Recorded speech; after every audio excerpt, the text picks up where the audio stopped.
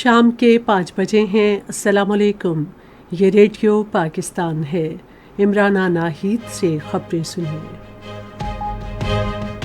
پہلے اہم خبروں کا خلاصہ۔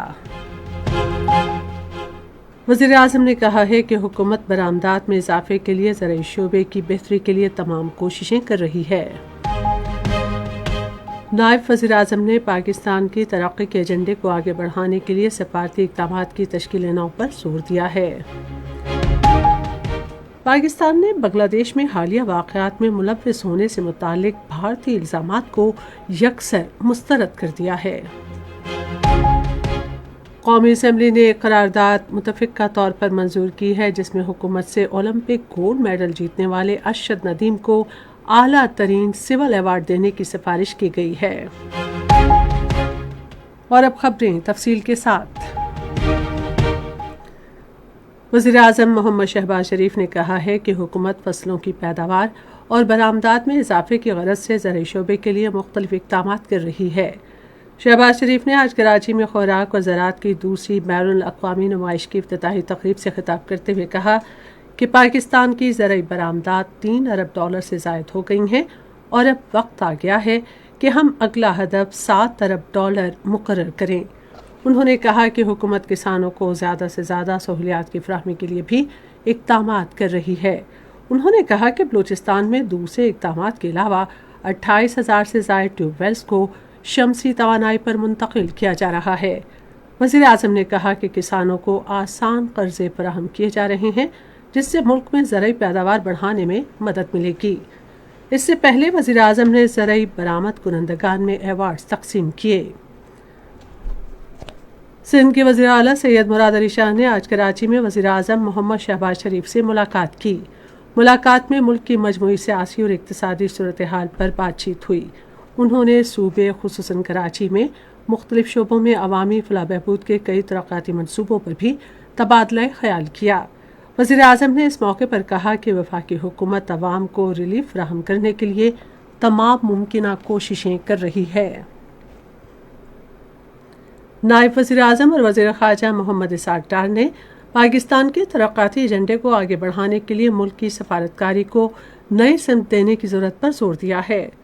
آج اسلام آباد میں 43ویں اسپیشلائز سفارتی کورس کی گریجویشن تقریب سے خطاب کرتے ہوئے انہوں نے کہا کہ روایتی سفارتکاری کے ساتھ ساتھ ہمیں معاشی سفارتکاری پر زیادہ توجہ دینا ہوگی۔ نائب وزیر اعظم نے تجارت، سرمایہ کاری، سیاحت کے فروغ اور افرادی قوت کی تلاش کے مواقع سے متعلق نوجوان سفارتکاروں کی صلاحیتوں میں اضافے پر زور دیا۔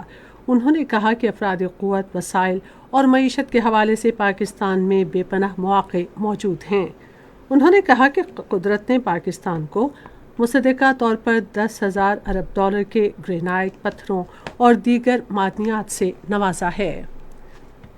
پاکستان نے بنگلہ دیش کے حالیہ واقعات میں پاکستان کے کسی بھی طرح سے ملوث ہونے سے متعلق الزامات پر مبنی تمام بیانات کو مسترد کر دیا ہے۔ ترجمان ممتاز ہرا بلوچ نے آج اسلام آباد میں اپنی ہفتہ وار میڈیا بریفنگ میں ایک سوال کے جواب میں کہا کہ یہ بیانات بھارت کی پاکستان سے تشویشناک مخاصمت کے عکاس ہیں۔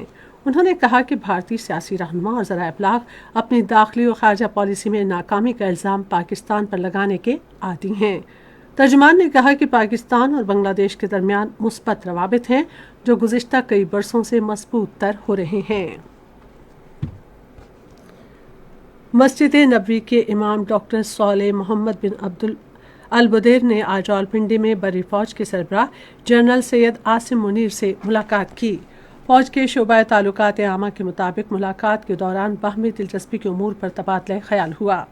چیف آف آرمی اسٹاف نے ان کا خیر مقدم کیا اور کہا کہ امام مسجد نبوی کا پاکستان کا دورہ پاکستان کے لوگوں کے لیے اعزاز کی بات ہے۔ فریقین نے پاک سعودی تعلقات پر اطمینان ظاہر کیا۔ بلوچستان کے وزیر اعلیٰ میر سرفراز احمد بگٹی نے آج کوئٹہ میں پودا لگا کر مونسون شجرکاری مہم کا افتتاح کیا۔ اس موقع پر انہوں نے کہا کہ شجرکاری موسمیاتی تبدیلی کے اثرات سے بچنے کے لیے ضروری ہے۔ قومی اسمبلی نے آج متفقہ طور پر ایک قرارداد منظور کی ہے جس میں حکومت سے سفارش کی گئی ہے کہ طلائی تمغہ جیتنے والے ارشد ندیم کو سب سے بڑے سول ایوارڈ سے نوازا جائے۔ یہ قرارداد وزیر قانون اعظم نذیر تارڑ کی طرف سے پیش کی گئی۔ قرارداد میں حکومت کو ملک میں کھیلوں کے فروغ کے لیے اقدامات کی سفارش کی گئی ہے۔ غزہ میں پہلے ہی کئی بار بے گھر ہونے والے پریشان حال فلسطینیوں کے انخلاء کے نئے احکامات جاری کرنے کے بعد اسرائیلی فوج نے جنوبی شہر خان یونس میں نئے حملے کیے ہیں۔ غزہ میں گزشتہ سال 7 اکتوبر سے جاری اسرائیل کی وحشیانہ جارحیت میں شہید فلسطینیوں کی تعداد 39,699 سے تجاوز کر گئی ہے۔ اس کے ساتھ ہی خبریں ختم ہوئیں۔ مزید خبروں اور تجزیوں کے لیے ہماری ویب سائٹ ہے radio.gov.pk اور فیس بک کے link radio Pakistan news official پر براہ راست ویڈیو اسٹریمنگ بھی ملاحظہ کیجیے۔